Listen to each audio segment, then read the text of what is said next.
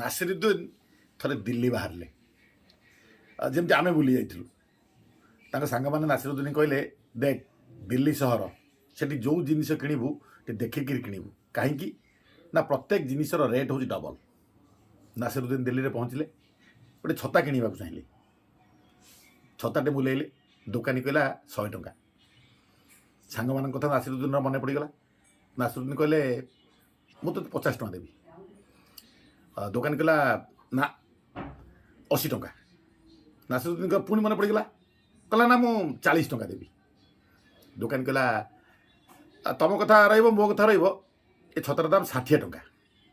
ନାସିରୁଦ୍ଦିନ କହିଲେ, ନାଇଁ ମୁଁ ତୁମକୁ 30 ଟଙ୍କା ଦେବି। ଦୋକାନୀ ବିରକ୍ତି ହେଇ କହିଲା, ଛତାଟା ତମେ ମାଗଣା ନେଇଯାଅ। ନାସିରୁଦ୍ଦିନ କହିଲା, ଗୋଟାଏ କାହିଁ ନେବି, ଯଦି ମାଗଣା ଦେଉଛ ତାହେଲେ ଦୁଇଟା ଦିଅ। ଇଏ ହେଉଛି ମଣିଷର ପ୍ରକୃତି, ମଣିଷର ଚରିତ୍ର। ମାଗଣା ଖାଇଲେ ତ ପିଚୁ ପିଇଯିବେ।